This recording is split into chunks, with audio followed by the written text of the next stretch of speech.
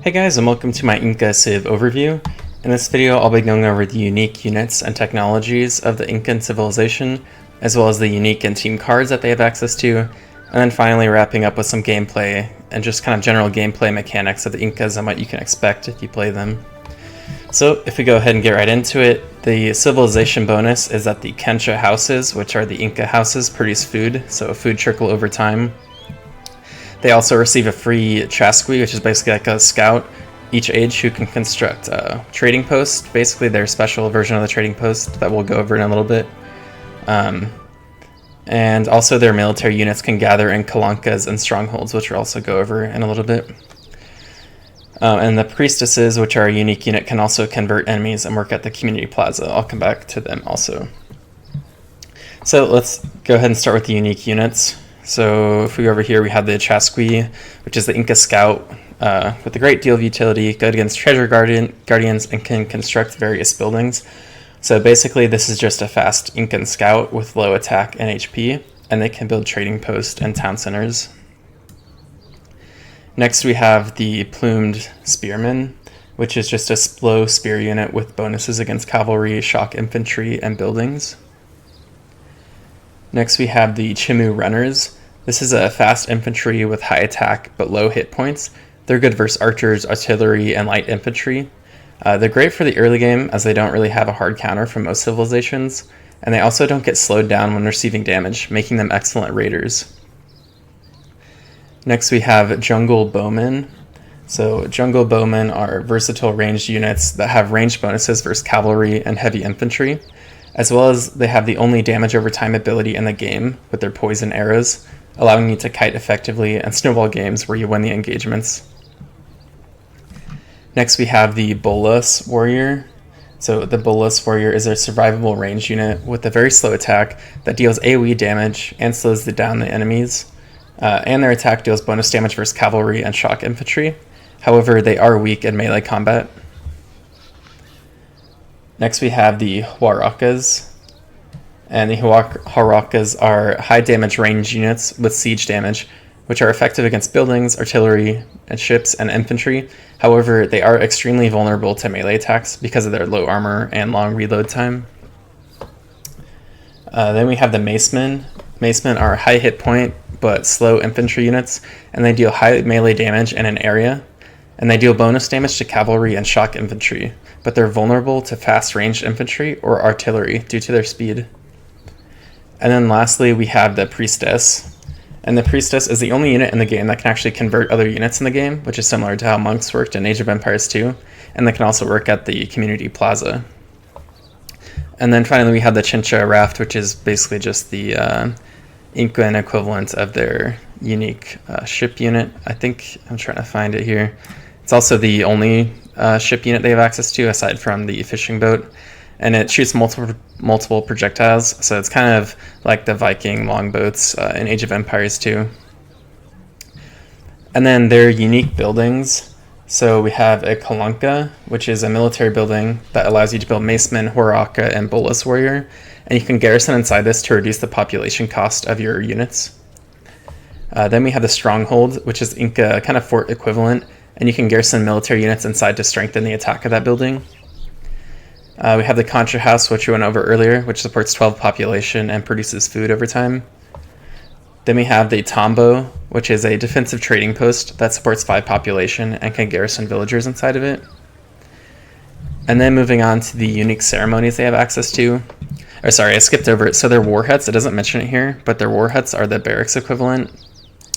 And I'm just trying to find it here. War huts. Where is it? Here it is. Okay, war hut.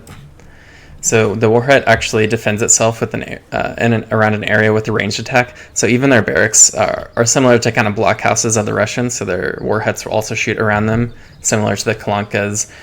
So you kind of have all these defensive buildings as the Incas.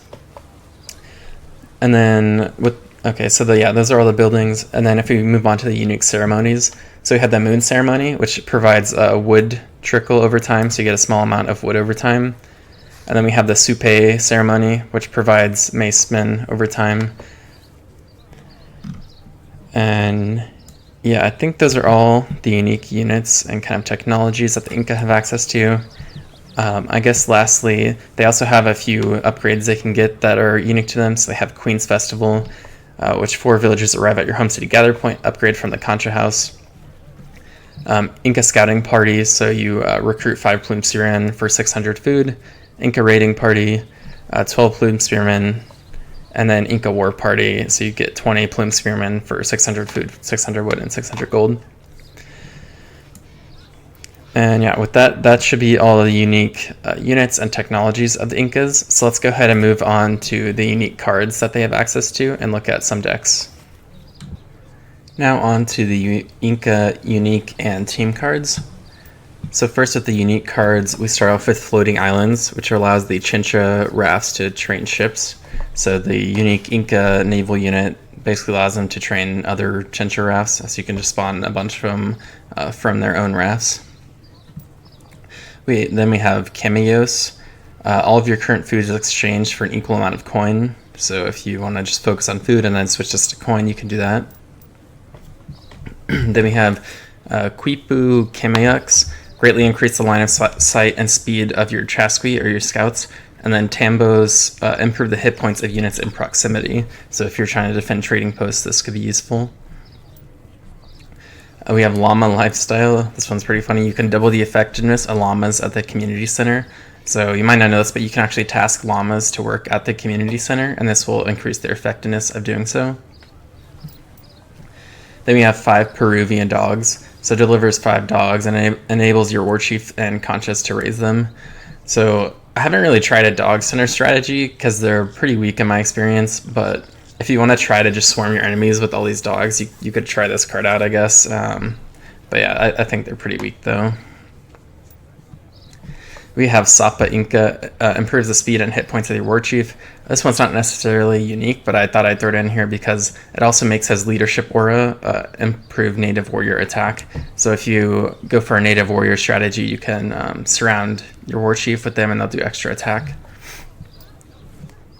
Then we have advanced Tombos. So Tombos are cheaper and stronger, and you get +1 Chasqui.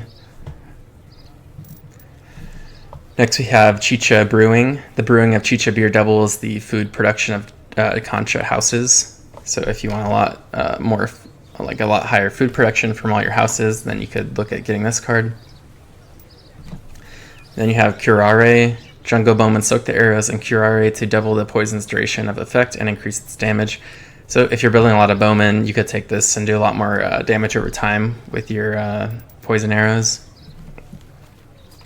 Road building, I pretty much always take this card. All military land units move faster, speed +15%.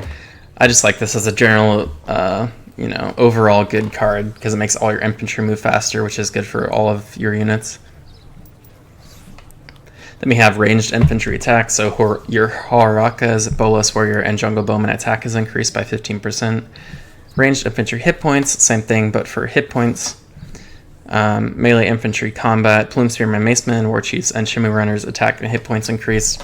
So just basically all your other units, I think, that aren't included in this one. And then Native Warrior combat, Native Warrior attack and hit points increased by 20%. You can kind of combo this with this other one if you're going for a Native Warrior strategy, Sapa Inca for the leadership aura. Then we have couriers. All infantry and cavalry are trained faster. Minus 45% build time, so it's actually pretty good. So if you want your build times to get lower, then definitely consider this one. Temple of Mama Killa improves the strength and train time of priestesses and allows them to gather treasures and resource crates. Priestesses deal extra damage against explorers, war chiefs, and monks. I generally don't take this card because I don't really go any priestess heavy strategies, but if you want to use priestesses or you need them in a certain game, then this could be worth taking, I guess. Cloud fortresses, war huts, and strongholds can use stealth. I don't usually take this one, but I guess if you're going for some cheesy kind of strategies, then this could be a fun one to take. It's like stealth all your buildings and then pop out and surprise them, ungarrison all your troops or something like that. Personally, I haven't really used it, but I could see it being fun for some kind of cheesy strategies. Next we have 5 builder travois, so just delivers 5 builder travois, so you can build barracks, fortresses, or sorry, not fortresses, but war huts and kalankas or whatever they're called, the other military buildings and things like that, or more of the trading post. Again, if you're going with the dog strategy, you can send Chiribaya dogs, which sends 24 Peruvian dogs, and it does a one-time hit point increase of 30% to all of them. Then we have Son of Inti, greatly increases the damage of your war chief, who inflicts area damage and gains a swashbuckler attack. So if you're upgrading your war chief, this just gives him a better AOE attack with the swashbuckler ability. High ground, the high ground at Inca buildings grants some additional line of sight and attack range.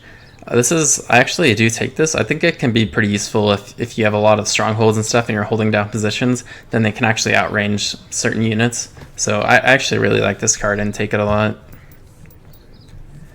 Cloud Warriors, Jungle Bowmen, and Chimu Runners can use stealth without speed reduction. Again, similar to the other stealth thing, I haven't really used this. I'm sure you could use this to do some good raiding. I just personally haven't used it. I feel like by the Industrial Age, you're in the fog of war anyway, it probably doesn't really matter to use stealth, so I don't really see it being that useful, but again, for some kind of cheesy strategy, then you could probably take this. Then we have Kinship Ties, so the bonds between you and minor native tribes let you train villagers out of your embassy. So you get the native embassy, and then you can train villagers out of it. Then we have Terrace Farming, villagers gather resources faster from farms and estates. So just getting more... if you need more food, then you can take this in the Industrial Age.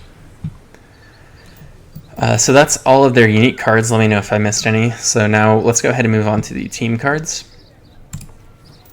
So we have Team 3 Peruvian Dogs. Like I kind of mentioned earlier, I sent this and some guy was like, really, you sent dogs? At the time, I had no idea what I was doing.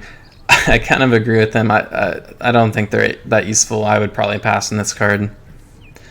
Team Inca Walls walls get 2x hit points. Again, I haven't really tested this out, but I just don't see it being that useful. I can't really see a situation where all your walls having that many more hit points is actually going to be helpful in any way. If they're going to break through your wall, they're going to break through your wall. It's going to happen. Next we have Team Inca Bridges. Team Infantry and Civilians will be faster, +1 Chasqui. I do sometimes consider this one just for, if all of your team is using a lot of infantry, then this could be a really good one to take. And just so civilians can get places faster. Team 1 Priestess, heals injured units, converts enemy units. So if the enemy team has a lot of really strong special units like Samurai or some kind of mercenary unit, then this could actually be a pretty useful one just so you can convert those units. But otherwise it's probably not that strong. Team 2 Fat Tinned Llamas. I don't really know why you would take this one, honestly. I mean, if your team really needs food that badly, you can send it, but it doesn't seem very useful to me. Team Medicine, Team Villagers Train Faster. I do like this card. If all of your team is trying to do a big boom on a 4v4 team game, I do take this one sometimes. I think it can be pretty strong to help your teammates out. Team Seasonal Labor ships 2 villagers, 200 wood, and 2 llamas to everyone on your team. I have tried this card out, but I just don't think it's worth it. I mean, you're in the Fortress Age at that point, and you're only sending 2 villagers and 200 wood, essentially. I mean, and then more food if you use the llamas, but I don't see this one being that useful. Maybe if it was in the Commerce Age instead, I would send it, but I don't think it's worth sending on the Fortress Age, so I usually don't take this one anymore. But yeah, that's all the team cards and unique cards. So with that, let's go ahead and hop into some gameplay so you can see how the civilization plays overall. So now onto the gameplay. This video in particular, I went for an early game rush, which if you are curious about how I did this, I have linked to that video in the description below. But in this video, I was actually not successful in my rush, so I instead took map control with the Inca defensive buildings, and I started to boom my economy until I had enough troops to take his base. I think this game encompasses what I've found to be the best way to play Inca, which is to go for early game harass and then surround your enemy with your defensive buildings and take all the map control, while you contain them and boom your own economy. I would be curious to hear what others have done, but this is what I found to be most effective with them. Initially, when I tried playing the Incas in team games, I got really frustrated because they seemed so weak, but I realized that I think this is because they have a glaring weakness to artillery.